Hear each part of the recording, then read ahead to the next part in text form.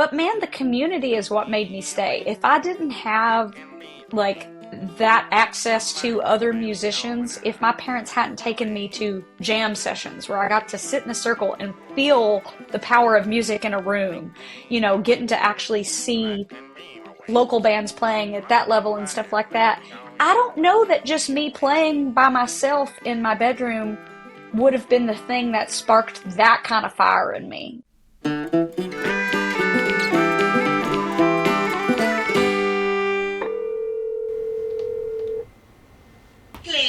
Hello, Sierra.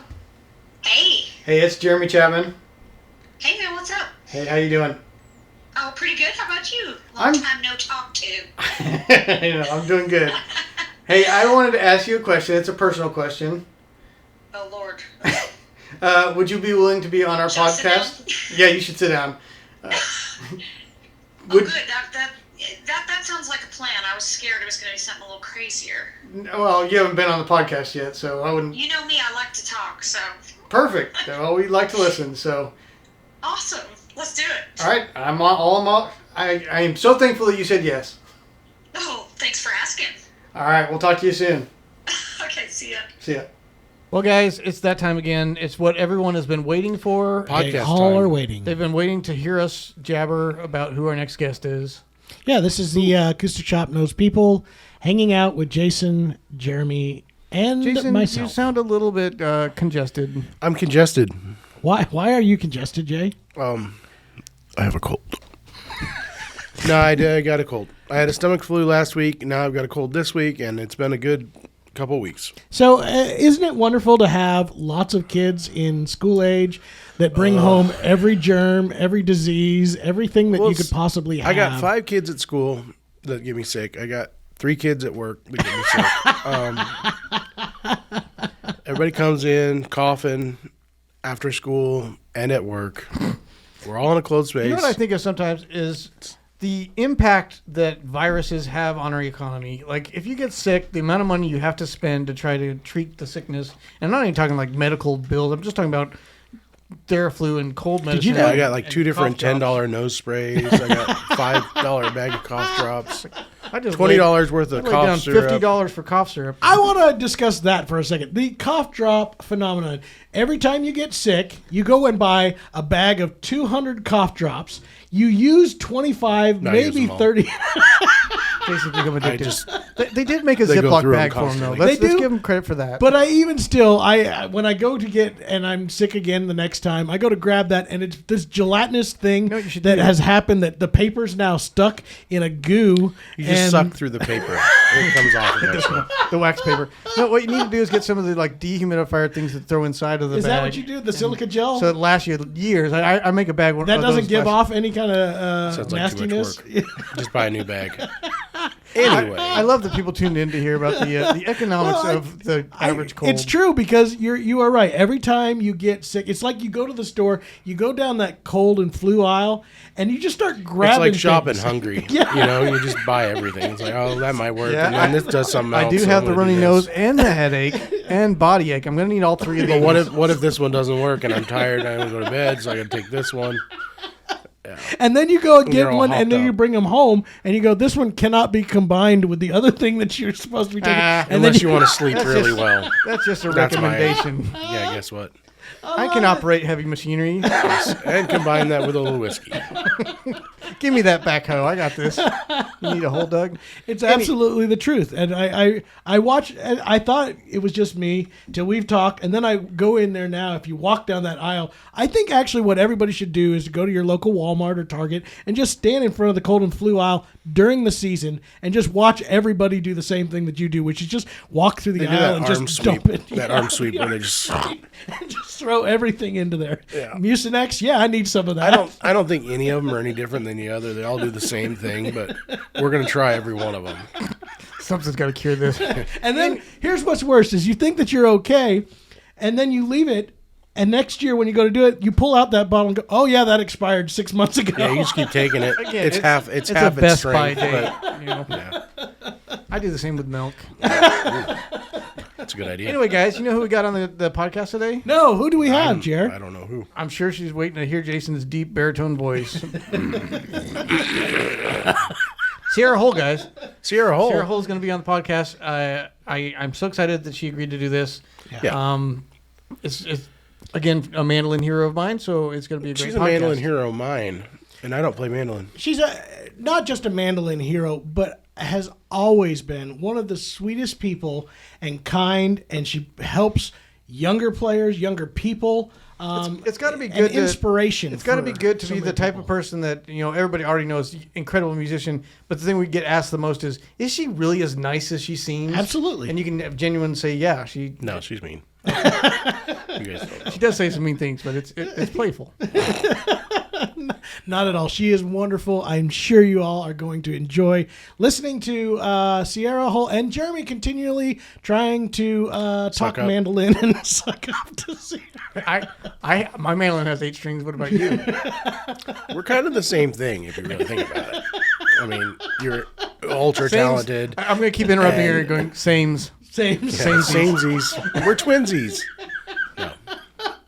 Jeremy and her are the same thing, except she's ultra talented, attractive, and nice. Very sweet and likable, successful. Friendly. But if you ignore all that, we both play She mandolin. smells better than Jeremy.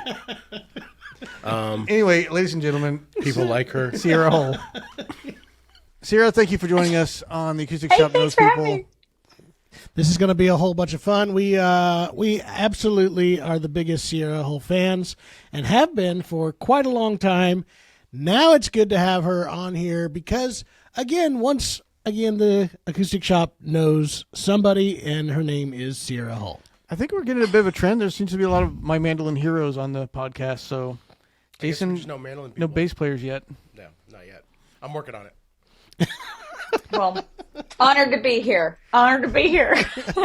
So welcome to the podcast. We're glad to have you here. I know every single interview, somebody asked you about how you met Alison Krauss. I would actually like to start today's out with probably an even bigger person. What was it like the day that you met Jeremy Chapman? Oh, who's that again? I'm just kidding. Do I know that person? Hey, well, before we started rolling, I'll just tell the people I was showing off my unofficial Chapman swag here. So, That would be we awesome go way if back. it was ours. We go way back, boys. We Should I do. just wear this for the interview? Follow me. might as You well. see?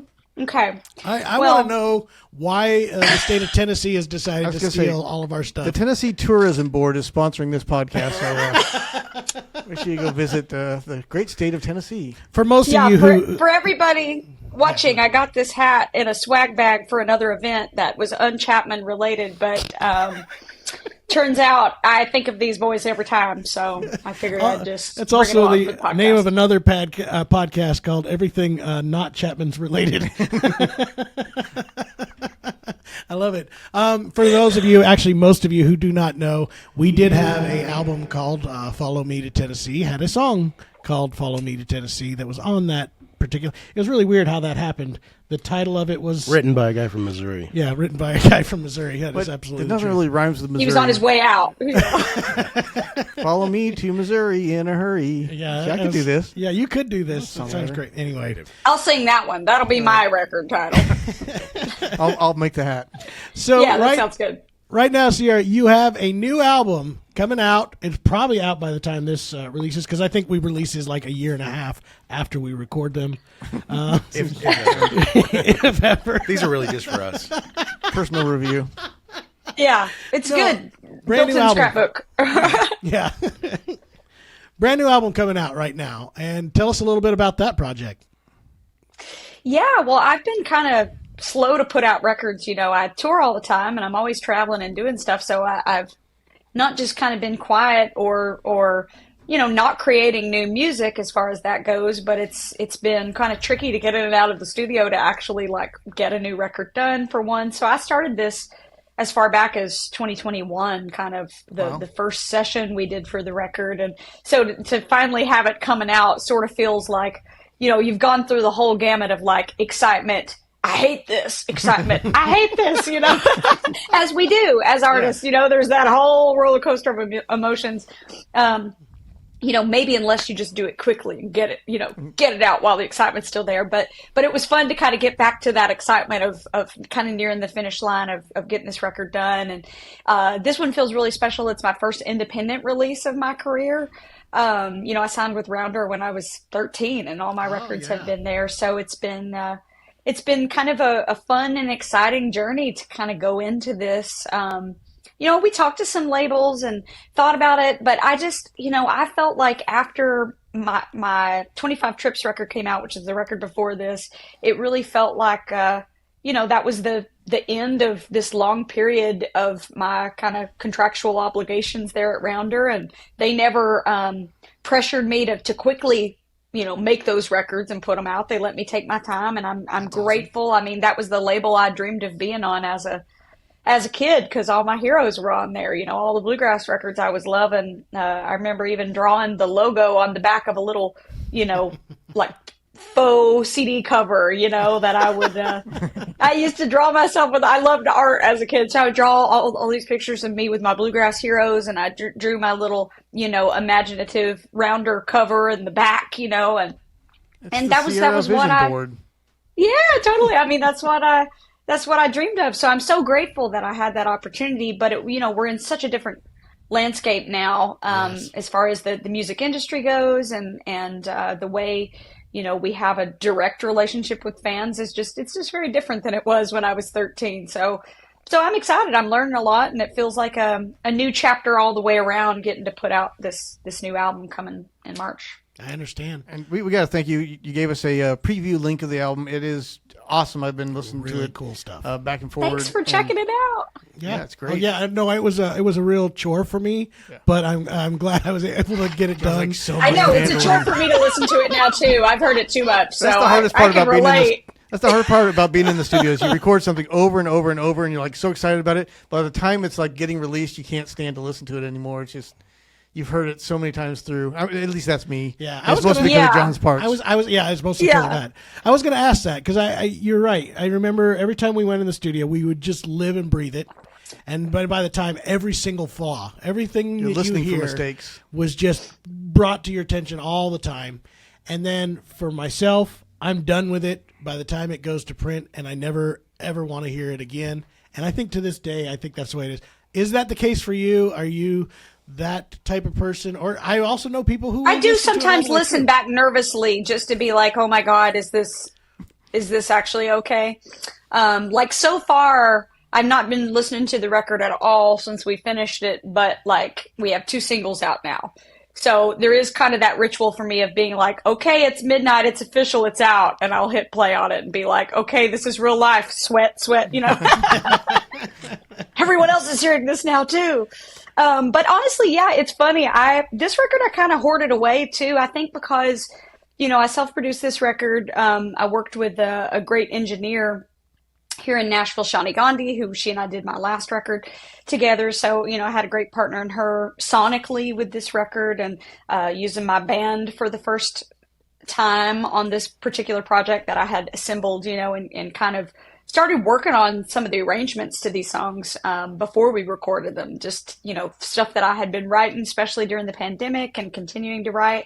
Some things I wrote specifically for this band to play. So that was a different kind of process too. And so I think being surrounded by that kind of support, it definitely felt a little, I don't know, I didn't share it outside very much. There wasn't even though I've kind of been working on this for a while, I kind of joked and said, I don't even know if my mom has heard the whole record in full yet, or just like some really close people in my circle. It felt less like I had to share it along the way. And I think part of that was probably me sort of protecting myself a little bit too from all the self-doubt that can creep in when you're kind of doing something different for the first time, or, so sort of taking the reins on the independent sort of side of it and feeling like, no, I just want to see what it's like. Like, what do I make if I'm just kind of unencumbered and just trying to make something, awesome, without worrying too much about everybody else. Now, thankfully, I live with a really talented musician too, who's got a good set of ears. Good. So he's all so right. he can help a sister out sometimes too. He's also got some producing experience as well. Yes. So. He does. So yeah, so anyway, I say all that to say you guys have heard it. Not too many people have heard it yet. I've just kind of slowly been like, okay, it's okay. Well, I have I can some share notes, this link. I Sierra. can I get have it. some Yeah. notes. Yeah. The fourth Oh, note. it's too late. It's too late. I'm curious here. We've known you a number of years. I think maybe 15 or 16. You were 15 or 16 when we first met. But You were like 39. yeah, close enough. We met her before that. But I'm not going to correct you, but Okay, you're wrong. it seems like in that area. Anyway, you said you signed with Rounder. I've been at this long time. It's hard to count all the years. We have also. Yeah. But you signed with Rounder at 13. I think one of the first times I really heard about you, and I guess you are right. I think we saw her at Ivy May one year. Yeah, I remember Sierra coming backstage at IVMA at the, what do they call that, the Fan Fest. And this, I think she was like 6. Can you 7. use the microphone, sir? I'm talking in a microphone already. Thank you. I have a bit of a nasal congestion problem right now, so I'm avoiding the mic to make sure Sierra doesn't get sick. No, she came backstage. You don't Still remember polite. that? I do. We were warming up for our show, and she came back and just schooled you on mandolin at Oh, like gosh, 6, and it was that's hilarious, and I true. laughed. And Well, it wouldn't have been 6. I came. Well, so I started playing when I was 8, but I did come to my first IBMA at 9. But I probably looked 6 because I was little. So so hard is to Jeremy. keep up. But So I is was Jeremy. like, I think 2 you might have feet been tall. taller than him. Right. I'm enjoying That's this why podcast. we became Thank fast you. friends. I was like, this guy. He's not intimidating. Where's your dad? Where's your mom and dad? No. Thank you, Sierra. Hey, little boy. Somewhere along there, well, I was trying to go with this. Somewhere along that line, I remember you got on stage with Alison Krauss at the Grand Ole Opry and played Cluck Old Hen or something like that. Some crazy tune, and I was like, wow, that's incredible. How did that kind of happen? Like you going from starting at 8 years old to being on the Grand Ole Opry with Alison Krauss a few years later. Where were those moving pieces in between? Yeah, well, so, picked up the mandolin officially at 8. I'd already always been around music, like singing in church. My great uncle that we lived next door to is my granny's older sister and her husband. So they were kind of like a second set of grandparents for me. And because I grew up right next door to them, I was in their house every day of my childhood. And so my uncle played guitar a little bit and fiddle and mandolin. He wasn't a bluegrass player and certainly wasn't trying to be on a stage, but he would play old tunes like Wildwood Flower or Amazing Grace, old hymns, things like that. And just loved it, just always music going in their house, to kind of pass the time. So I knew what a mandolin was. I was familiar with the fiddle. It wasn't like, the bluegrass instruments per se were foreign, but it was really like when we started getting into like bluegrass gospel. My dad got a Larry Sparks tape and got really pumped about that. Dad had always liked bluegrass, but he liked 80s rock. He liked a lot of different things, at the time. And so, anyway, kind of got fired up by, I guess, this Larry Sparks album and knowing that, my Uncle Junior had some instruments there that, he could kind of check out and learn to play a few chords, and eventually saved up and bought a mandolin. My family was real big into Doyle Lawson and Quicksilver at the time and like those early albums. So, we were singing a lot in church. So that's kind of how my mom already had a natural singing voice and kind of knew how to sing harmony just from kind of growing up around her family singing some in church and stuff. Like all very casual kind of stuff. But it was really like when I picked up the mandolin when I was 8 that I got really excited about music and kind of knew that's what I wanted to do. And my dad started taking me to these local bluegrass jams. And I mean, like 30 minutes down the road, I'm from a town of about 700 people in the northern part of Middle Tennessee. And it's, not a lot happening there, but within, 30, 45-minute drive, we could find some pretty cool little bluegrass jams. So I was going to those. And so looking back, I mean, I know I didn't start doing all that till somewhere between 8 and 9. And every weekend that we'd go to these jams, we'd stop by the local Walmart there because that was the only place we could really buy music at the time. So they had a bluegrass section. And so it was like every week was a new discovery of some new bluegrass artist, kind of like never heard of this person, but cool. Let's take this home and see if we like it. And of course, my dad had brought home a Church Street Blues, Tony Rice, when I was 8, like before I think probably before I started playing. So it's like there was some music I was being exposed to. We were already big Tony fans, stuff like that, but still, like a lot of people, we didn't know who they were, you know. And so I got an Alison Krauss album. I remember my dad saying, oh, and it was mostly men, to be fair. Like all the people that I was listening to and loving, it was mostly like male influences, like Blue Highway. We were big Blue Highway fans, big Third Time Out fans. You know, of course, Tony, I mentioned all those cats, but like, it could be because, you know, suddenly it was a woman. I mean, I don't know. You know, looking back, I don't know if that was the big thing for me and just sort of seeing myself in that. But there was an album called Forget About It. And my dad said, oh, Alison Krauss, now I've heard of this lady. She's really good. I bet you'd like her. And I remember even then holding up the album, and it was the CD covers, you know, that period of time where the fancier CDs got the sleeve, the outside sleeve cover. And I remember looking at it, even as this kid who knew nothing about any of this stuff, but was like kind of paying attention enough to go, this looks more expensive. Like this album cover it just looked different than like some of the more traditional bluegrass covers, you know, that we were seeing at the time. And so I said, this doesn't look like it'd be a bluegrass album.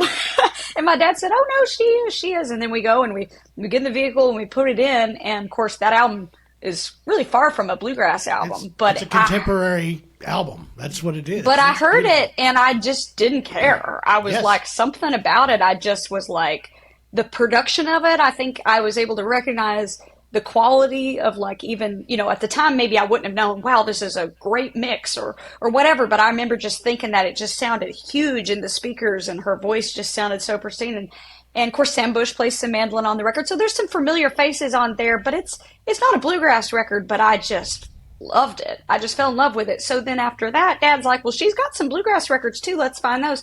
And we'd be at flea markets or whatever and, you know, find old albums. Because even by the time Dad brought home Church Street Blues, I mean, that record had been out, you know, not quite 20 years, but a long time. I mean, you know, so I was kind of catching up on some of these. So I remember we found Every Time You Say Goodbye, which at that point was already an older album.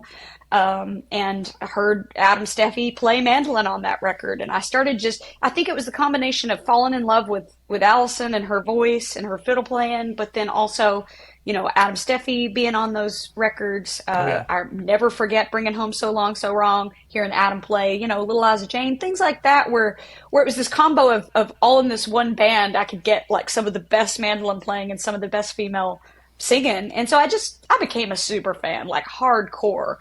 And looking back, it didn't take me that long to actually get the chance to meet her, but it felt like an eternity. I mean, funny enough, I texted her this morning. I've had this trip down memory lane, and there was this like, you know, send a letter to your hero. I was waiting for that, but I guess Alison. It's fine. There's a little send a letter to your hero kind of assignment. I had to pull a bunch of stuff for another press piece I'm doing later in the month, and so I've been like digging through old photos and things, and I found these like pictures that I'd drawn on stage with my heroes, and it's like, dear Miss Alison Krauss, my name is Sierra Hull. I'm a very, very big fan of yours. You're my favorite singer and my favorite fiddle, definitely spelled wrong. You know, I'm like 10 or 9 or 10 writing this, you know, I'm coming to one of your festivals for the first time, Merle Fest, and like, you know, it's like, I'm so excited. It just kind of goes on and on about how like, I'm your biggest fan and I hope to meet you. I'm going to try one of those letters actually next week. Also, Alison, I'm one of her biggest fans. Do you think she would respond to my letter? Put it on paper, baby. I was going to say, did you end up mailing that to Alison, or did you just kept it? No, I had no idea who she was. I didn't know how to get. How do you find an like address to Alison? No, it's just I didn't actually mail it. It was just like one of those school assignments where the teacher says, write a letter to your hero. So I put like 1806 Mount Vernon Road, Nashville, Tennessee. It's just a made-up address, you know, just like whatever. It's just like, you know, just like one of Google those. that address right now. Yeah, who lives there? But just one of those like those kid things you do. You know, for me, it was just a homework assignment, but it was like imagining what I would get to say to her. And so at the time, a few months back, my dad had seen some advertisement in Bluegrass Unlimited. We had an old fiddle player friend of ours Lowell Logan was his name. He was an excellent, just fiddle player in our kind of community around there, and he and his wife Barbara were so sweet to me. They kind of became like our little bluegrass grandparents, and he would always, because when I was growing up, we didn't have a lot of money. I mean, my dad and mom worked, hard labor jobs, and it was a big deal kind of running around on the weekends just to, put gas in the car to drive me an hour away to something. It was a sacrifice that they were making. And so I think even somebody like Lowell probably recognized that, and he would bring me over his copy of Bluegrass Unlimited magazine every month. So he would come to him, he would skim through it, and here would come Lowell driving up the driveway, and he'd be delivering this copy of the magazine for me, which was so sweet. And I remember I would always flip through the magazine, and I was so obsessed with Alison. I mean, like, it's hilarious looking back. I would go and I would put her album covers on the front row of every music section. So if we were in there, I would just grab all of them out of the Bluegrass record. It would be like, this Alison record, and this Alison record, because you guys need to hear it if you come in here, And so I would skim the pages for her name, and my dad saw or I'd already seen it too, but my dad was looking through it after, and he goes, "Hey, check this out." And it was Merlefest, and Alice Krauss and Union Station was listed on there, and Nickel Creek, and a bunch of people that, Sam Bush, people we had been listening to. And he said, "What do you think about that?" And I said, "Oh yeah, I saw that. That's cool. That looks like a cool festival." And he goes, "Well, do you want to go?" And I couldn't even, we didn't take vacations, in my early childhood. Like the thought that we could actually pick up and drive to North Carolina to a festival, it just hadn't even dawned on me that was possible, that was something we could or would do. And so, my parents figured it out where they took like a half day off work or something like that, and we drove on the Friday to North Carolina and got in really late that night. And it was nighttime when we arrived, and in my mind I thought, well, we're going to see Alison Krauss. I'm going to get to walk up to her like I can any of these little local festivals, and I'm going to see her. And I had this little fiddle I wanted her to sign, and the whole thing, I had it mapped out, and I was just like jumping off the walls. And I remember we got there, and we'd never been to a festival big like that before. I mean, the festivals around here, 200, 500 people, maybe 1,000, you're talking like that's a lot of people, right? But like you get somewhere and there's 100,000 people, it's a much different thing. And so I remember even my mom being like, we got there and we got settled in. I think I did a little jamming around the trade show kind of booth, and it was like, okay, well, honey, this is a big festival, and I don't want you to get your hopes up too much that you'll get to meet her, because you might not get to meet her this time since there's so many people here, but at least you'll get to see her play live, and you will get to meet her someday, if not this weekend. And I said, "Oh, Mom, just please pray I get to meet her. Pray I get to meet her. I just wanted to so bad." And so then fast forward, I'll try to give you the short version here, but I went up and we saw Chris Thiele, who had just done a little workshop on one of the side stage, and the side stages, and I got to go up, and he signed my girl power mandolin strap, and I got a photo with him. And then I left. I was stoked. I had met Chris Thiele, because we had got that Nickel Creek record because Alison produced that record. Yeah. And that's why we bought it, because her name was on it. And you hear that dude play mandolin. Forget that Chris Thiele guy. Alison was producing this album. Forget that guy. Well, but I didn't know who they were. I had no idea. I'd never heard of Nickel Creek. And then you hear "Ode to a Butterfly" as the opening track, and that was really a transformative moment for me too, hearing somebody play mandolin like that. And so getting to even meet Chris Thiele, I still felt like, wow, this is amazing. I can't believe we're at this festival and I just met this guy. Well, somebody stopped me, and at that time I had been trying to learn "Ode to a Butterfly." I mean, I was obsessing over trying to learn all the stuff off the Alison records and Nickel Creek and all that. And somebody stopped me, it felt like, half a mile away or something like that. We were plenty far from where all the crowd was gathered around him getting photos and autographs and stuff. And somebody said, "Oh, my daughter, I was telling her about you. I saw you jamming last night with some folks. Would you want to play her a tune? I hate to ask, but would you mind playing her a tune?" And so I said, "Okay, yeah, sure." Well, I didn't have the strap on my mandolin because Chris had just signed it. We had taken it off. And so I just kind of knelt down.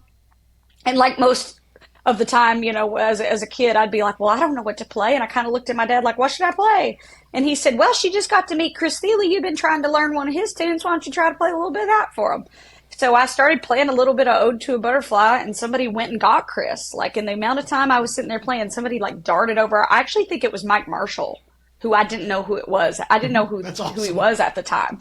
But he got Chris and was like, this little girl is playing your tune over here.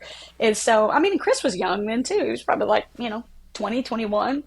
But anyway, Chris came over and he was like, holy cow, want to play it together? And he sat down and jammed with me for like 2 hours in a little corner somewhere at the festival. And then he took me backstage to meet Alison. And it was just like beating two of my big heroes.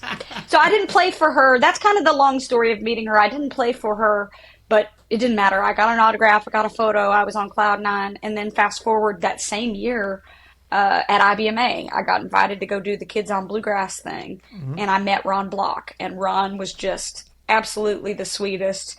Went out of his way to hang out with me and my brother and our mom and dad, and jam with us. And I mean, I just was as equally as excited to meet him. He's part of this band that I was loving so much, and couldn't believe how nice he was.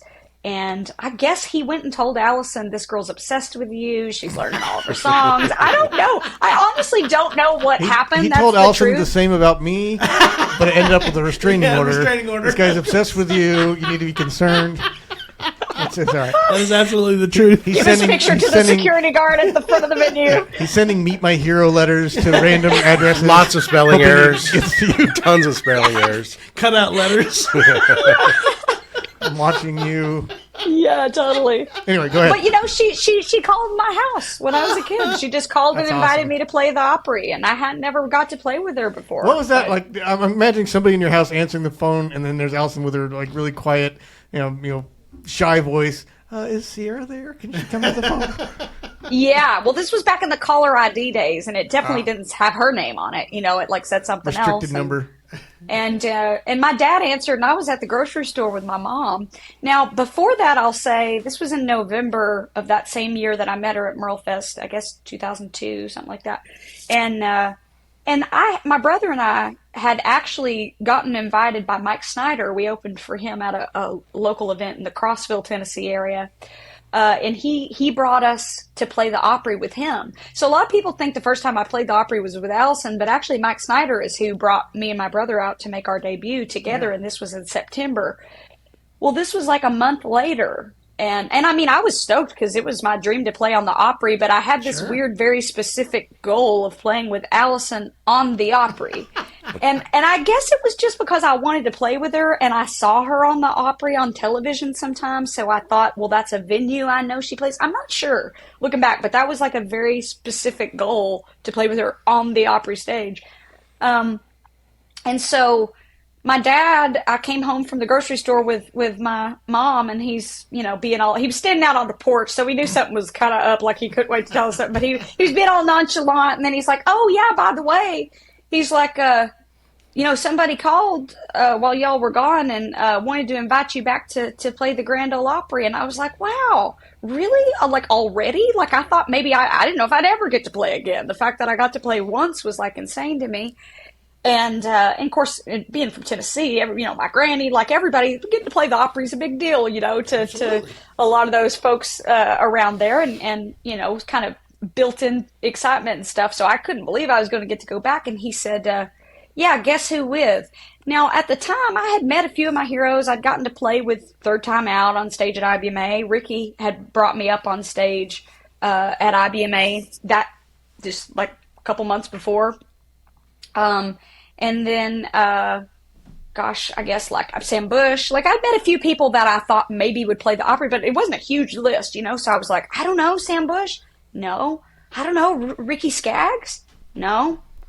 And I was like, well, I don't know who. And he said, Alison Krauss. And I was just like, you've got to be kidding me. I was the happiest kid alive, for sure. And so he said, yeah, she's gonna try to call back soon. I told her you weren't here, but she's gonna try to call back sometime in the next few days because she wants to talk to you.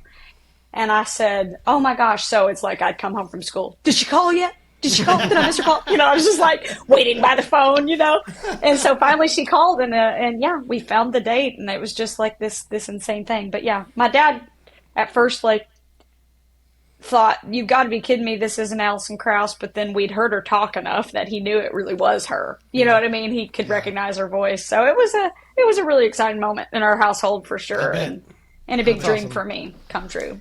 Well, that is the most awesome thing. You touched on two things that I wanted to kind of talk about a little bit. One was, how awesome it is because the community as a whole. You brought up a whole bunch of people that and we found that too. We were from, I guess, slightly another decade before you, maybe two, but Yeah. it was always a big surprise with how much support you got from a lot of your heroes. And got to meet, and that was a really cool thing. But what I also wanted to touch on, which is you were part of the second wave of what you were discussing, which was females in bluegrass and acoustic music that were making some major waves. Alison obviously was one of the biggest changes. Everybody knew that this was a male-dominated genre, and I don't think it was like on purpose or anything of that nature. It just didn't seem like. I know we weren't seeing as many young females or women getting started into it, but you were part of a wave that was starting to happen in bluegrass music and acoustic music in general. And I think that started with Alison and I guess Lynn Morris. I think there were a few that were really part of that major wave of women really kind of dominating into this industry, which was awesome. Well, I know, Lynn was a huge influence on Allison. Rhonda was a big, Of even course, though yes. they're not that different in age, but Rhonda was playing with her family band, and I've heard Allison talk about seeing Rhonda play and thinking, wow, that's cool. I want to be like her, and I remember getting a Rhonda album too. I talk about seeing yourself. But really, Rhonda more than any of them from the visual standpoint. I remember that album Back Home Again, maybe, Yes. where she's sitting there and she's holding her mandolin right on the front cover. And I remember holding it up, and it was like, I don't know, all the men that I was getting to be around and that were heroes to me, that I was jamming with on the weekends, they were all so kind to me. I mean, not everybody has No. that experience, but I mean, there was nothing but respect. It didn't matter that I was young. It didn't matter that I was a girl. They were like, sure, come in. They could tell I loved it. I think the love I had for it just kind of canceled out any other conversation. It's like, we're just here to share and have fun and play music. So the support I got was like major. So it didn't really dawn on me. I wasn't like sitting around going, where are all the women? Where are all the young people? I just was kind of like, this is awesome. I love this song. Let's do. Sure. Oh yeah, cool. It was just you're not even thinking about that so much as a young person. But I do remember having a moment where I picked up a Rhonda album cover. Well, before I knew who she was, again, discovering so many of these people by seeing their CDs and stuff in the store and looking at it. And I mean, I've known I kind of wanted to do this from pretty much the moment I started. I feel like I'm lucky I had that realization so early. Some people love the music, but don't necessarily think it's what they want to do for a career for a while, or it takes a while to kind of sort of see that path. I kind of knew. I feel like I don't remember a time when I didn't know. I'll say that. Like from the time I started, it just was so like, wow, that's what I want to do. I want to travel. I want to make records. I want to do what my heroes are doing. And so it wasn't about thinking I had some bunch of talent either. It was just, how could I do anything else, So Mm-hmm. I remember looking at that album cover and thinking, that's going to be me one day. I'm going to be a grown woman holding a mandolin, and that's what it looks like. And it was like a weird thing, like I just hadn't seen it very much, So there was this like seeing it allowed me to put myself in it, if that makes sense, Sure. and imagine my place there.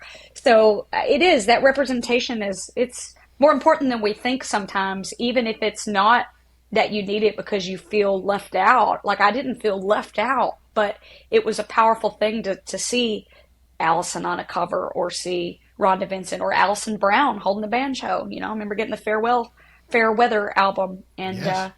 and seeing that while being like, wow, look at this beautiful woman like holding an instrument. How cool is that? It's a different thing. It is really, really good. I will tell you, I have a little bit of inspiration I have two daughters. Both of them are musically talented. My middle one is determined she's going to do music. But one of her big wow. inspirations, of course, is you. Long time ago, I don't know if you remember this, you were here in Springfield area, and we had a little jam session at my house. And you came over, and my kids still remember this to this Oh day. my We gosh. visited. They Yeah, were it's been very a long small. time ago. They were, I think Ellie was probably about 2 or 3 years old. I can't even believe that they would remember that. It's been Absolutely. so long ago. And we came out to lots of shows, and ever since, it's an inspiration to see. For them, it wasn't just seeing other females in music, but to see somebody closer to their age than their dad, and seeing that inspiration. And I know you probably had some of that going up with various different musicians. There's like those generations that kind of, we had it with our, the people that we were inspired by.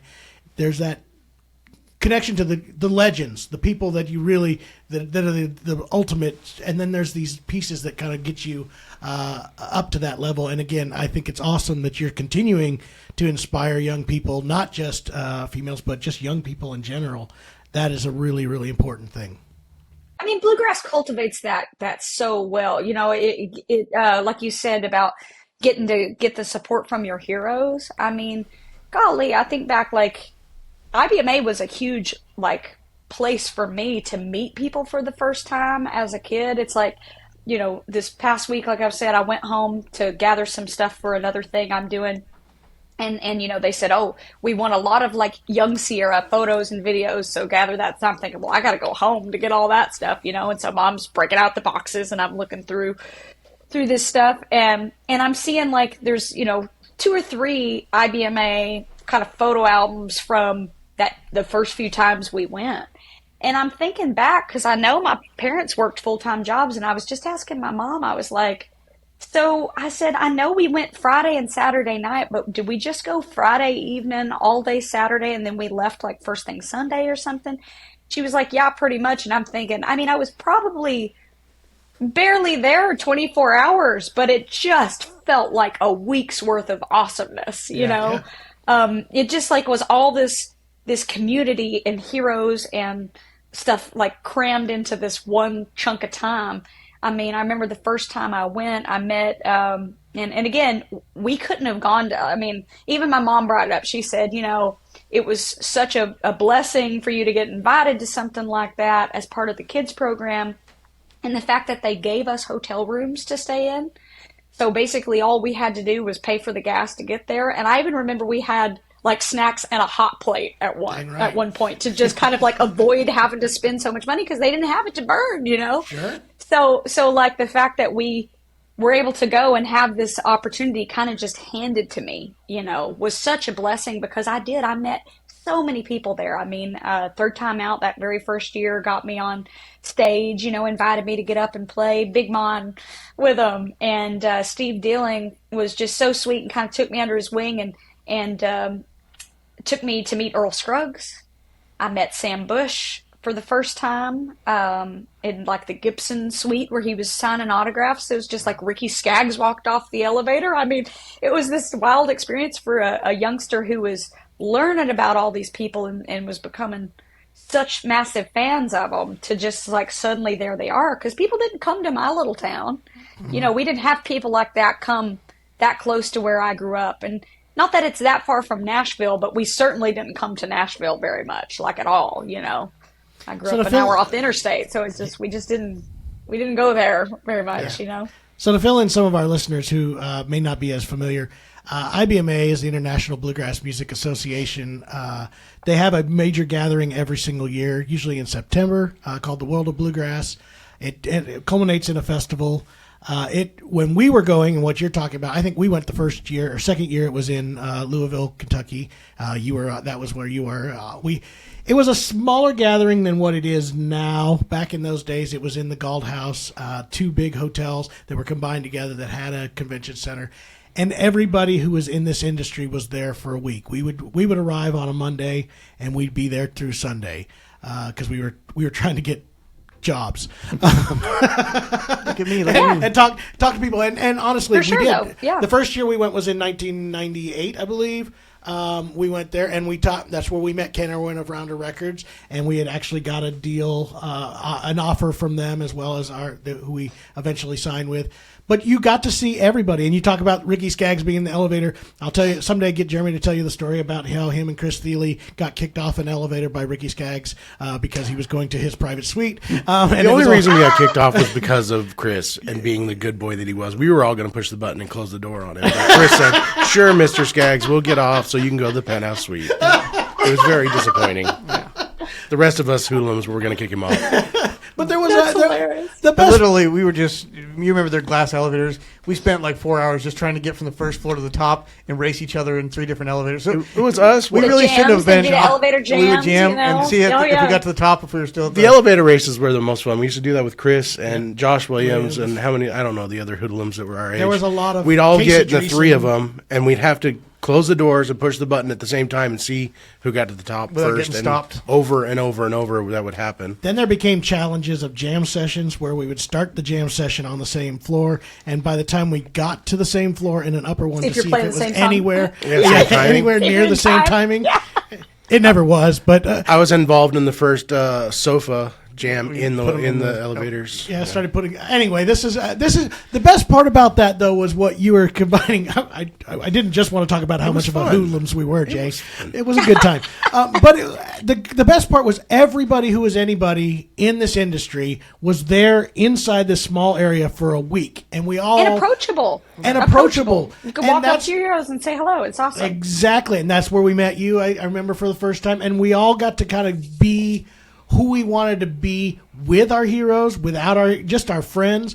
And I think that was the key to that was what you talked about. We had all the support from our heroes and our other musicians because they all knew we loved every minute of what we were doing. And I think to give anybody any kind of advice, and you can back this up or tell me I'm an idiot, your choice, is latter. to go, that is the key to this industry, is to be able to love it so much because your heroes will recognize immediately. If you just play because somebody told you it was a good idea to play and you don't really care about it, everybody's going to see it and everybody's going to know it. But when you're coming in there and you have the passion, the drive, that's what that's what Ralph Stanley and Bill Monroe and then the next generation and Tony's and the JD's, all of those were so driven by what they loved, and it ate them up from the inside out.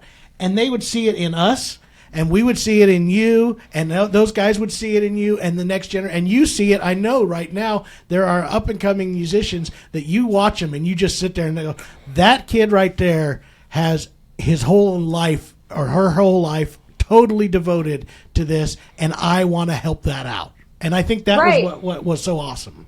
Well, and I mean, it's like, I'm at this point old enough now that like, there's a younger generation behind me, but almost like two crops of youngsters Isn't that behind crazy? me, those in their 20s now, those that are, the little kids just starting to play. And it's funny, but I'm sure you guys probably feel the same way. It doesn't take me long, though, to look back and remember exactly how I felt. Yes. You don't lose that memory of how you felt being at those things. I can't remember every detail of, what it was like being at the Gold House running around or this and that, but there's these, like, really pivotal moments of inspiration that stand out and excitement. And, Vince Gill was, you guys know Buck White for the Whites that just passed the other day, and I got to be part of a really beautiful celebration of his life here in Nashville the other day, and Vince Gill was on that, and he was talking about Buck and, talking about how when he first met him, and he said, you never forget, like a young person never forgets the way their heroes make them feel, and, he was saying that in regards to Buck, and Buck being just so sweet and supportive and all that stuff. But like, I can honestly say, so many of my heroes, people say don't meet them, and that may be true in a lot of sectors of things in life, but man, in the bluegrass world, all my heroes have been awesome. I've been really lucky that I've, even before I could play very much, even when I was just some kid, and maybe it's because I was little and they went, "Oh wow, look at this cute little girl, let's give her the time of day." I don't know, but I feel like that's true for most people I speak to. You're welcome. that seriously, thank you. Thank you. It's what I'm getting at, you guys. Everyone but Darren Nicholson. You didn't Darren have to be good to Nicholson me. is one that you do not want to hang out with. That guy is just mean. He seems nice from a distance, but you get to know him. He's nobody's Yeah. hero. He looks like a wrestler that could, pile drive you and, Oh my puts goodness. on his, But there's a heated feud between Jeremy and Darren Nicholson, and it's been getting out of hand. should for I go many, get my many years. Darren hat? You might want to. I got a photo of you pointing at. Remember that magazine of some hairy belly, and we stuck it under Darren's shirt. Yeah. Yeah. That was our remember our this. photo. We were up in the Yukon together, and it was a great time. But yes, you are absolutely Bluegrass right. memories. Oh yes. I want to go back to something I was No, you always curious can't. about. I'm You're not allowed to. Everything you guys have said is meaningless. I want to. Let's get to the good stuff, okay? So you got signed to Rounder at a very young age, but I remember you, and it surprised me and impressed me, running a band. You were kind of the lead person running this band, and this was before. I mean, in the last 10 years, you've really had some great success, which I'm so proud and happy for you. But you were doing the pretty hard bluegrass circuit of driving in a van, doing the one show after another, going to the small festivals and small pickup dates, and really kind of doing that grinding thing. But you, as kind of a young person, a young female, running this bunch of men and running this band and kind of being the leader of this, how did you kind of fall into a leadership role of running your own? Because she's so touring group? sweet and kind. That's why we don't see you. But there's as got to be that hammer back there, like, all right, guys, get in the van.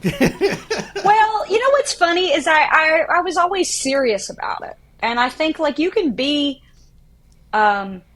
joyful and fun and all that stuff, still, it wasn't like I wasn't a kid on the road in some ways, enjoying it and having fun or all that stuff. But, I never was, out there, being wild, making light of the situation or trying to just have it be this thing just for fun. It's I think I always knew there was a much bigger goal at play here, that I didn't want to just do this for a season. I want to do it for a lifetime, and that this is something I want to, at the end of my career, look back and think, well, this was part of it, but this is, the beginning of it. So I think because that, I didn't really think about it too much, to be honest. It just was it just kind of was what it was.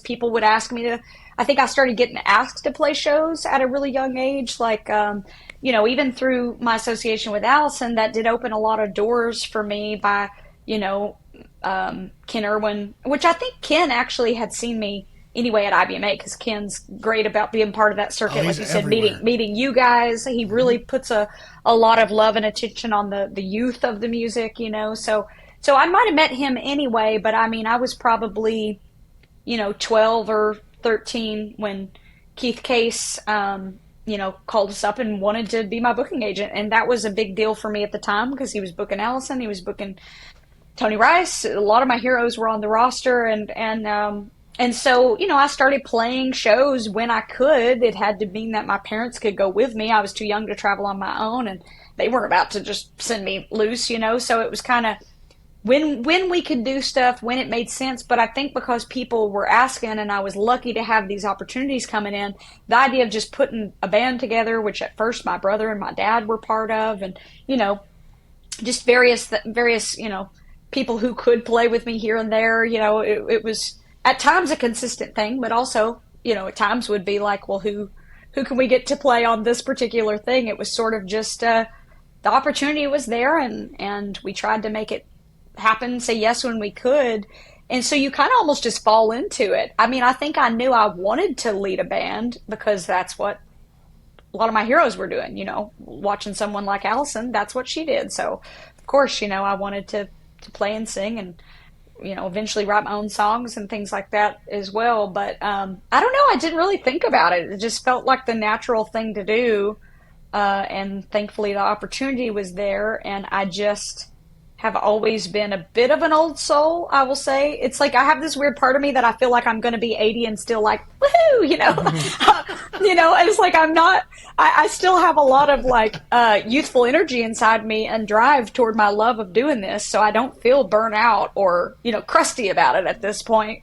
Not yet. You should hang out with us. We're definitely crusty and burned out all at the same time. I mean, it happens. It happens. You guys wear it well. You wear it well. Smile. I'd never know. Yeah. But like, there's always been this part of me though that also has been very serious about it. So I guess like I have the other side of the coin where it's like I'm very into the business side of it as well, and have always like I've never just kind of ignored that part of my career or that aspect. That's always been a important thing for me as I'm trying to navigate making choices that will be good choices for the long term. You know what I mean? Not just whatever's in front of me in this second, or how can I make the biggest splash in this moment, but trying to go, how can I, do something sustainable, hopefully. So, I don't know. I think it's good. I was It's always very impressed because impressive. we were a family band, so we all just told each other what to do and nobody listened. So it was a different dynamic. But you were actually running a band of outside musicians. Most everybody was older than you. Yeah. That's what I always thought was impressive. So good for you, because I Good can't. job. Yeah, I'm but the that's oldest all one, and I I had can't get known them to too. do. Yeah, totally.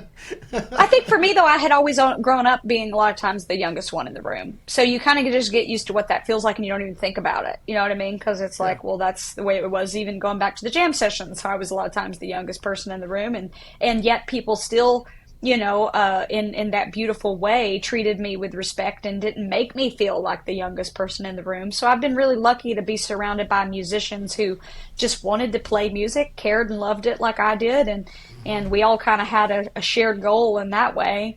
And I just kind of happened to be, the one in the leadership role, with sort of the opportunities kind of coming to be able to facilitate a place for us to be able to play music together, But everybody, I mean, even like thinking back, Clay Hess was in my band in those early days, when I was, 18 or 19, something like that.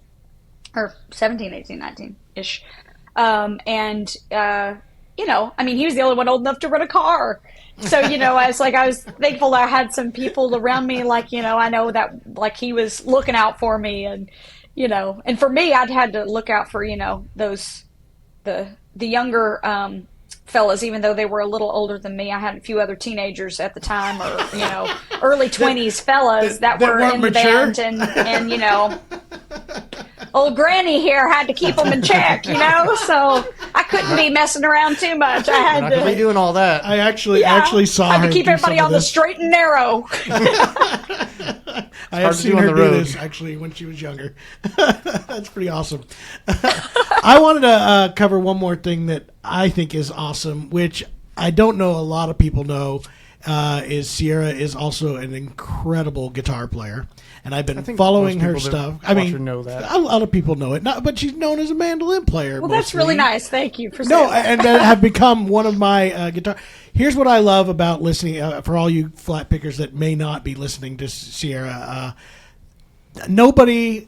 There's stuff that you come up with that is so different from anything that I've heard done. I mean, yes, it's all flat pick guitar, but you're coming from it from a totally new direction, which breathes a whole new bit of fresh air into guitar playing for me to listen to, and I want to thank you for that. I'm a huge, huge fan of what you're doing. Your mandolin playing, I don't care about mandolins. Nobody cares about mandolins. Fair enough. That's why she picked up the guitar so John would listen. Everybody's a closet guitar player, in some way or another, whether they're sharing it or not. Not Jeremy. You should hear him. It's awful. But This is a fun podcast. I know. I'm having a blast with it, Jared. I love That's really every nice of minute. have a you point? to No, I just say. wanted to make sure everybody knows it is awesome to hear somebody come from it in a totally different direction. Every time I think you're going to go this way, you somehow go this way and do it backwards. It's probably because I don't really know what I'm doing, to be quite honest. She's playing the mandolin on a guitar. I Yeah, love it. probably.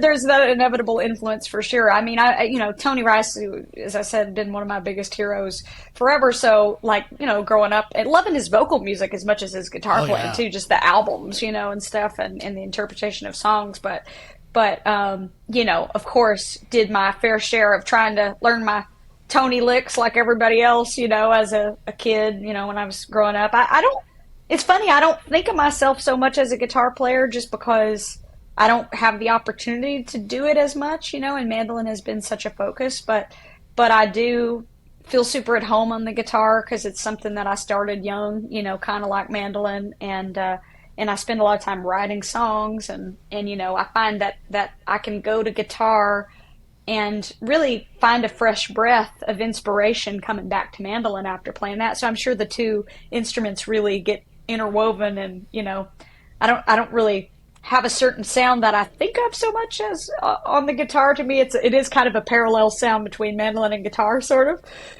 just maybe that's the technique-wise. combination, but So I'm sure that mandolin influence just comes through inevitably with my wannabe Tony Rice licks, I think John somewhat backed into a question that I think we get asked a lot by people that are just getting into music is, should I just focus on one instrument, or is it okay to play more than one? And I mean, what we just talked about with you is a great example of the ability to do both and how one can actually feed off the other. Your husband has got to be one of the most talented multi-instrumentalists that I've heard since the first time we met him.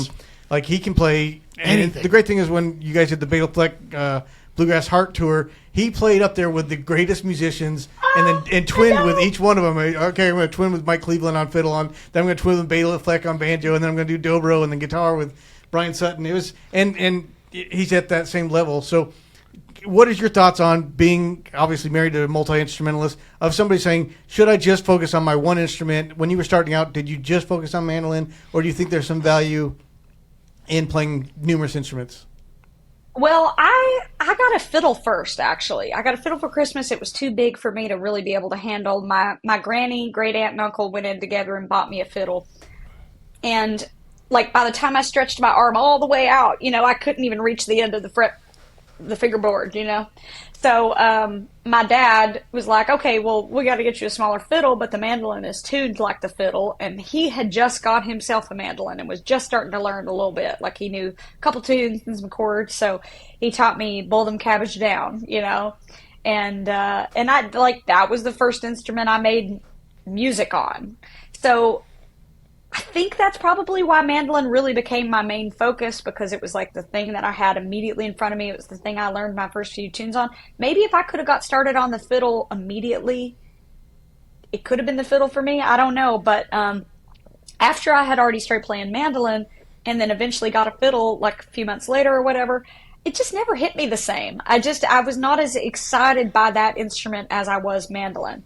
Now, maybe mandolin just came easier. Fiddle's is a hard instrument to hear yourself play, sound bad. You got to have a lot of discipline for, it's loud. It's like right in your ear, and if you're sounding screechy and all that stuff. So I don't know, maybe it was that. I just always thought that it was just a more natural, pleasant thing just to play the mandolin.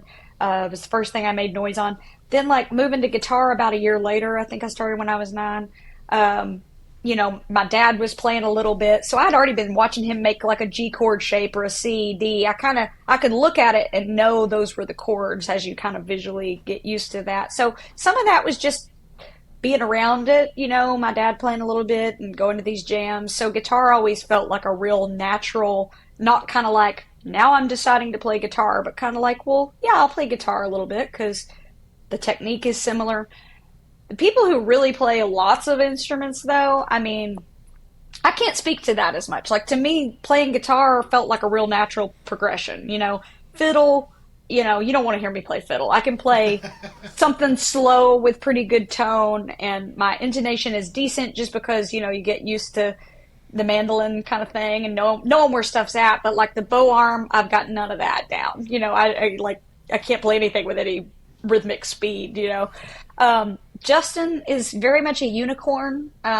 He's and I don't say that because I'm his wife. It's like he really can play everything at such a crazy high level that it's impressive. You talk about the Bluegrass Heart Tour. At one point, I think I was the one that actually brought it up to him. At one point, I said, do you realize, like, have you even thought about the fact that you're like playing twin fiddles with, Mike, who's like one of the greatest fiddlers that there is, and then you're playing with Bela? And then, it's like I was just like kind of going through the list, like you recognize that as a musician, but I don't even think it had really dawned on him because he's just doing what he does, Yeah. And then suddenly he was like, yeah, that is crazy, I guess. And I said, yeah, it is. It's insane, And you're just like, sure, no big deal. I got a story with Justin. When I first met him, he was playing mostly banjo at that point in time. With, I think it was Blue Moon Rising, right? Blue Moon Rising, probably, yeah. And he had just, I want to say it was the fiddle. And I saw him one week, and he's like, man, I'm taking on the fiddle a little bit. And I'm like, cool. And then I swear to you, it was like 3 weeks later, we come to a show, and he's playing it on stage, and it was like half of his gig was playing fiddle. And I'm just sitting here like, in 3 weeks, he went from, yeah, I'm starting to play fiddle a little bit, to all of a sudden, he's like one of the strongest fiddle players that I've heard out there on the circuit. It was crazy, and I saw him do the same thing with dobro. It was just like this, like, in a span of a year, he was taking on every single instrument in the entire world. Well, it's funny because mandolin was his first instrument when he was 6. Really?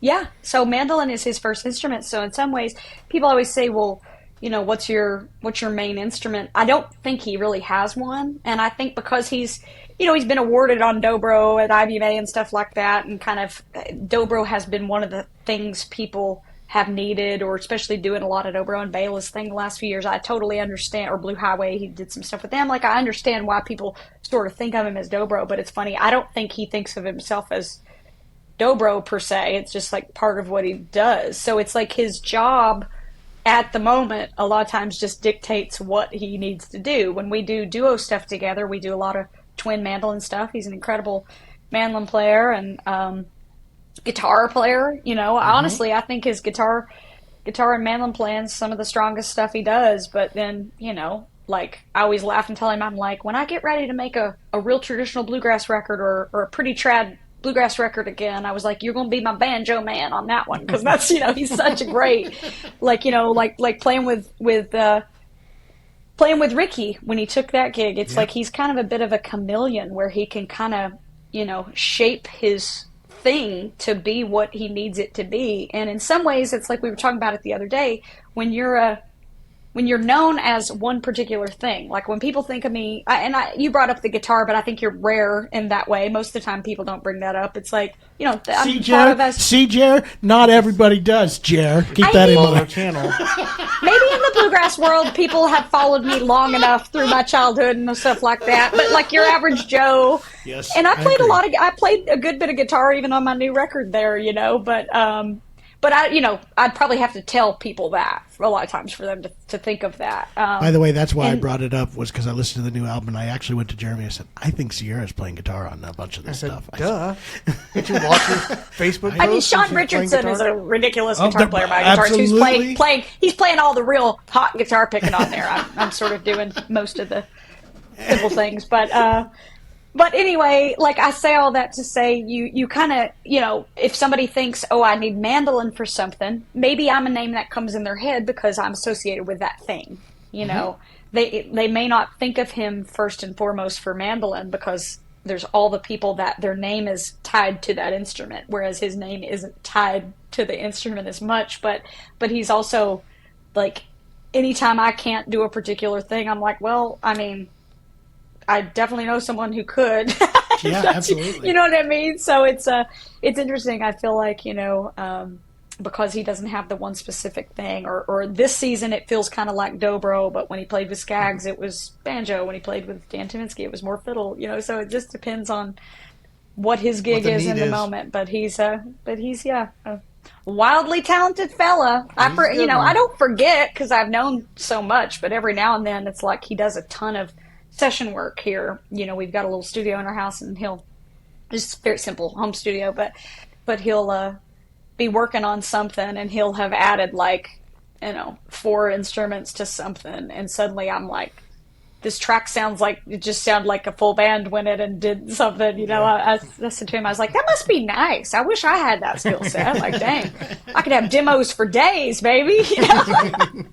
Flesh this out a little bit. I don't know what that must feel like to be able to do that. It must be fun. You seem to do fine. But yes, I agree. I know we've used up a lot of your time. I want to thank you for doing it.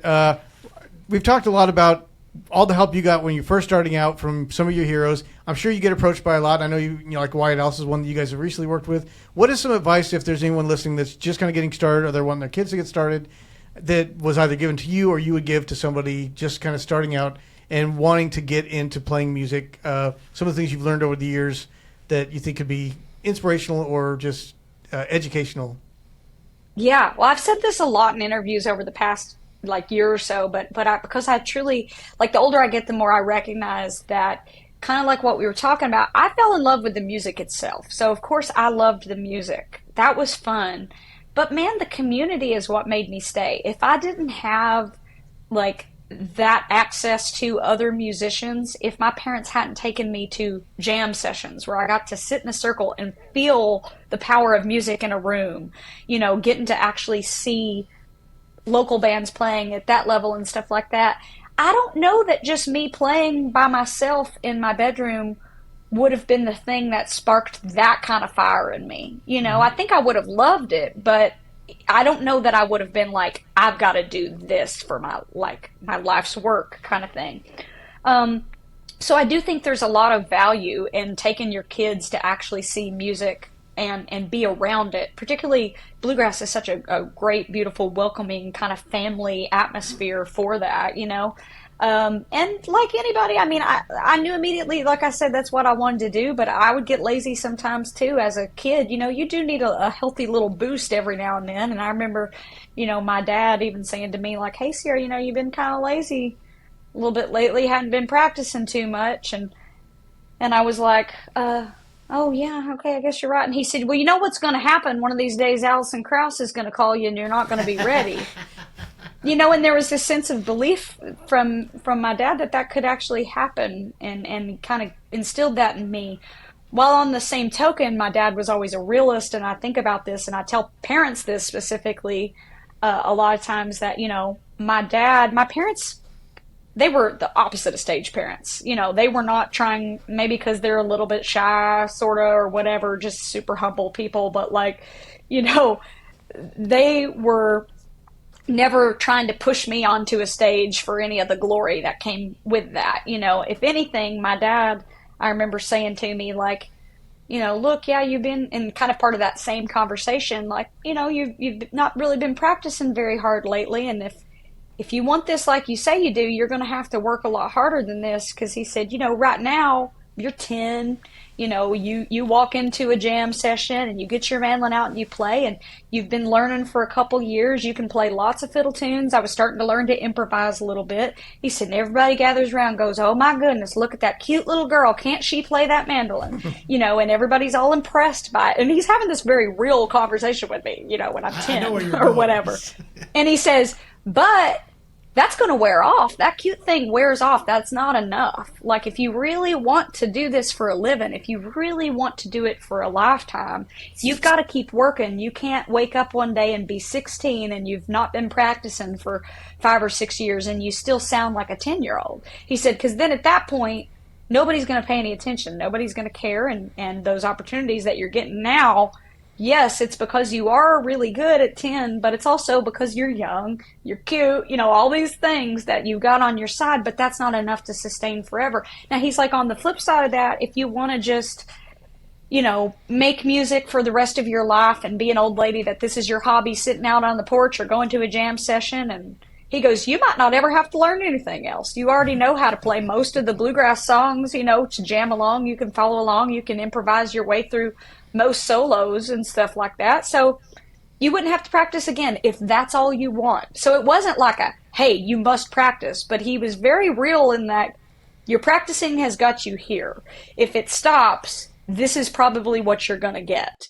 If you keep pushing and you keep working hard, this is where you can get, but it's a long way to there, you know, so I've just always had that in the back of my mind. Like, it's one thing to be 10 and sound like a 10-year-old. It's another thing for me, even in my 20s, to sound a certain way. But you know, you hope that the growth continues throughout your whole career. And that's part of what keeps it fun and exciting for me too. But also, I still remember that advice from my dad. So It's very funny that you say that because we had the exact same speech from our dad. Like literally, right now you're cute. It's a kid thing, and I do think it's all. I know we're winding down, but I want to get your last impression on this because there is that moment where it does die. And you remember that, and I remember it as a young kid playing. I assume Jeremy and Jason remember People this still think too. I'm cute up there. Yeah, of course I do, cute, Jeremy. yeah. Look at that little guy. Look at that. Anyway, but there is that. You're exactly correct. There's the kid who plays that everybody wants to support and they want to love and they want to show everything that they've got. And if you could stay at that level and then it just dies. But I remember very well, like there was this time period in this like 13, 14, 15, I guess it was closer to 15 or 16 years of age, where all of a sudden those hands that you got for the little simple solo that you were playing weren't just automatically happening. They just, you had to earn them now. You had to actually, because you were competing with the big boys. You were now almost an adult, and there were other ones out there. And then Dad would always say this. He said, remember that if you don't keep pushing yourself, there are other young people that are going to just come above what you're trying to do, and they're going to surpass you, and people will notice it. And like I said, there were lots of kids when we were playing that were all doing well, but only a few of them continued as a career, and those were the ones who had that same speech, I assume, of if you want this to be serious, you need to keep going, because automatic applause and automatic praise for what you're doing is going to go away. yeah, I mean, it's funny. I never doubted that my parents were proud of me, but No. like even to this day, I mean, it's kind of hilarious. Sometimes I feel like I could probably call home and be like, "Yo, Mom, I won like 10 Grammys." And she'd be like, "Oh, that's great," and then we'd talk about something else. So it's like I know they would be so much more proud of me for other things in my life too. It's not just about that the accolades and that kind of stuff. And I think having people around you that can keep you grounded is so important. I always get really nervous for a young musician that I see when they're really great and the parents are too excited. Like, even if you're excited, I would just encourage a young person, or like parents of a young person that's really talented, whether it's music or something else, to just kind of like hold that at bay a little bit, because I think it's you can be proud and be excited, but it's healthy be supportive, but also it's hard for a young person, I think, to know how to navigate too much praise. You know what I mean? So like, I think there needs to be some, level-headed voices around that can be like, "Hey, you are great and we are proud of you, but you need to be able to like, keep an eye on what you really want to do here and what's making you want to do this, the love of the music, of course, and that's why you work hard. Not, there's kids that get pushed into it that simply just don't want it either." Yes. Yeah. And I'm lucky that wasn't me, because that would be miserable. And That goes and back I think to the kid has to want it, Yeah. but there's a certain amount of like balancing all of it. It goes all back of to that praise. support of our heroes that we were talking about, where they recognize that there is the difference of a kid who's driven to become better. And I think it again comes back to the support of parents and the people around them that continue to let them to be driven to get better. And then those of our heroes look at that and they go, "This is somebody that needs our support because they are driven." And to have, I think you're correct. You have some of those parents where it's just like, everything you do is wonderful and you're doing everything perfect, and it doesn't help you to be driven. I think it would be for any occupation. If you were a welder or whatever, there has to be something that keeps you driving to get better and better and better. And every musician I've ever known in my entire life that I've just really admired never is happy with who they are right now, and they're only looking to drive to become better and better and better. And it's so easy as a child, I think, to be able to recognize, I'm doing pretty good here. I'll just let it keep going and, move on to other things, because that's just how kids are. They just want to go all over the place. So having that support and that drive to continue to do it, I think that's awesome. Well, I told Justin the other day, you mentioned something about, there's other kids out there. If you're not doing it, there's other kids that will. I recognize that too. I think sometimes a little bit of that like healthy competition can be a good thing. And it's not like competition per se, but like go to a contest. Like I remember I went to the Smithfield Fiddlers Jamboree on the mandolin contest the first time. Well, actually, I went the first time and didn't place at all. I was like playing 6 months or something like that. And then the next time I went back and I got second place, but I was beat, and I kind of made it a goal that I wanted to go back and do well at this, the contest. And I didn't do too many contests. There's a couple years, just kind of local things around Tennessee that I did. But it was a good motivator to get second place and not win first place, to go, okay, well now I have something that can kind of push me, and again, not to be necessarily competitive with the other musicians, but for myself. And sure. I was just telling Justin this the other day. I said, it's funny, I have a real sense of competitiveness with myself, not necessarily because I want to surpass what any of my peers are doing. Like I'm stoked for all the awesome things my peers are doing, but there's certain things that I know I want for me, or I want to do, I want to grow in this area and see myself, do better in this way, or write better songs, or whatever it might be, and so I think having a little bit of that fire is healthy too. It can be a good thing. You can channel that emotion into, something that can kind of keep you pumped up to work hard, That's right. That's why I send clips of myself playing mandolin to Sierra, just to keep her aware that I'm nipping at her heels. She was not going to practice today, but now she's like, I'm like, pathetic. He's getting close. Yeah, Jeremy, this is your favorite podcast. I can. Anyway, Sierra, we've taken up too much of your time. I know I would actually like to have a follow-up sometimes. I wanted to get into some of the Berklee time. You were the first bluegrass artist that got a full scholarship to Berklee, right? I was the first one to get the presidential award, which is kind of a housing. Another whole We don't subject. wanna- we don't wanna talk about Jeremy's education. Mandolin Fallout podcast. Yeah, You guys can talk we'll do it about after that. the podcast. That's right. This will be like our overtime YouTube series. Mandolin nerds on stun. I think this could work. Anyway, I can't wait to see that logo, Mandolin Nerds. A series. I love fun. it. Anyway, thank you so much. We appreciate your time, Yeah. and can't wait Hey, for the new thanks for release of having me, y'all. the new project. It's going to be awesome. What I'm really upset about is you're coming to Springfield, Missouri to play Earth Day this year. We're going to be at Merle Fest that same weekend. So you're coming to our town, and we're going to be leaving, and we'll get to see you out here. Well, I'll be with you in spirit, Sure Yeah, maybe you will. we'll come back, there will be no to Missouri recognition. soon, I hope. Stop by the shop and say hi to everybody. And Just remember 10-year-old Sierra meeting her heroes at Merle Fest, when right, you're we'll there. do And, it. and I'll think of you guys in your homeland. So. Anyway, make sure to check out all of Sierra's music. Check out, she's got tons of socials. Great new music videos coming out. I just watched the one for Boom the other day. Really, really good stuff.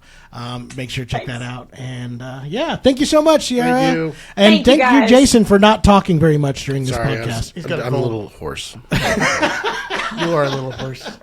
You're a little pony. Well, I'll be thinking of you guys with my. Come see me anytime, All right, in we'll follow Tennessee. you there. All right. See you, Sarah. See you guys. Jeremy, quick, give me a situation where somebody needs an instrument fast. There is a band that's performing. You want to get backstage. You don't know how to get backstage, but you're a huge fan. So you grab a guitar, you walk backstage and say, hey, I got to get this to the lead singer. He needs it now. All right, John, give me a situation quickly where they can get that guitar. Well, here's the deal. You guys can go to theacousticshop.com and get on there. You can search for guitars. You can check by brand. You can check by style. All those different things. Order it. It will be shipped that day, if not the very next day. Now give me a situation where they need a banjo. There's no need for a banjo. Everybody knows nobody needs a But if you did need a banjo, you go to theacousticshop.com. Like John said, check us out. And thanks for supporting the podcast. I can't think of a reason. Nobody has a reason Sorry, for a banjo. Dad. Jason, your cold is gone. What? It is. Listen to that. What has that It's cough not. medicine you bought? It finally kicked in. Yeah. I was actually really proud of you, Jace, for all of the stuff that you inputted into that conversation. It was everything was insightful and well placed. Good job. I buddy. have questions. You guys just don't stop talking so that I can ask them. You have to do this. You got to raise your hand. Ooh, Sierra, I got one. Yeah, you guys droll on so long that I get tired and I don't want to know. It's the cough medicine, Jason. It was a very intriguing conversation. So what do you guys think? Sierra Hull, super nice or no? As expected, incredible. Great person, super sweet. good stories. Yeah. It's no wonder she's successful. Talk about drive. Like from the very beginning, she was envisioning herself. I guess the vision board things work. She drew herself an album cover on Rounder Records, signed with Rounder. She saw herself on stage with Alison Krauss at the Grand Ole Opry. She's on the stage at the Grand Ole Opry with Alison Krauss. I used She's to draw texting myself Alison. in like Lamborghinis with attractive. Yeah, but your models. art wasn't very good, so it's kind of that car could have been any car. Yes, my cars look about like my drawings did. So it did come. Oh gosh, it does work, Jason. Just should have worked on the penmanship. I can't wait for Jeremy to share his vision board with us that he had when he was a child. He had I'm visions going to of be greatness. doing so many formulas in Excel when I grow up. Look at me. If error codes. I will one day have a book out from Hal Leonard. It's going to be That one was amazing. a surprise. That was just one of those unexpected bonuses. It's amazing. When I was know- 8, I did write down that I will be a co-host on a unsuccessful podcast that nobody will ever listen to. And my look at me brothers. now. I didn't even know what a podcast was at See, the time. guys, nobody did. Jason, know what you're I'm a futurist. visionary. You know what I'm amazed at? Not one time did Jeremy ask Sierra, "What did you learn from my book?" It just got released, guys. Well, Come yeah, on. she hasn't got it. Jeremy shipped it only a couple days ago. I've sent her the autographed copy. Asking for a quote. John, you know something you'll never get to ask somebody? Yeah. What did you think of my book? Sick burn. Well, thank you, Jeremy. Is it true that you have to learn to read in order to write a book? You also have to learn a computer program to put those notes in the right spot. I don't even know what you're talking about notes. I just play random things come to my head. The J Run by John Chapman. Can't wait for that book. That's going to be my autobiography, How the J Run Changed My Life. Confessions of the J Runner. That's stupid. I'm so glad the podcast is back, and I'm so glad that Jason envisioned this in his childhood so that Yes. we could come to you guys out there in video and audio land, and you could hear this nonsense. Next time it'll be better. You're going to feel better. guess. You got all that medication, man. Just take it all Let's at once. just always promise that at the end of every podcast. Sorry, guys. Ladies and gentlemen, hope We'll you try. enjoyed. We'll try harder. Thank you Next for time will be investing better. your time into this. It will be worth it in the end. Just give us a little time to get our feet under us. Yeah, we got to get our sea legs under us. Right? Did you say she legs or sea legs? What? You've been shaving those legs. I've never once shaved my. I've shaved my chest once, but I never shaved my legs. Well, I recommend actually you Did start I tell with you your that, back. guys? That story. My wife got so mad. I've been married about a year and a half. I thought, oh, this might be fun. It'll be kind of funny. You know what she called me? I shaved my entire chest. She called me a fat baby. So, I'm married to a fat baby. It's true. I think that was a term of endearment. Yeah, probably. It didn't hurt my feelings because it was I think true. that was a It was Austin entirely Powers true. thing. May I recommend your back next time? Yeah, You can't reach that. it's been a while. All right. So that was fun. See you guys on the next Acoustic Shop Knows People. Love you. Bye. The Acoustic Shop Knows People, handmade by Trent Pruitt, Hinkley Hinkleston, and Jason Chapman for The Acoustic Shop. Theme song written and performed by Ofer Koren. And please remember to rate and review us on Apple Podcasts, Spotify, or wherever you get your podcasts.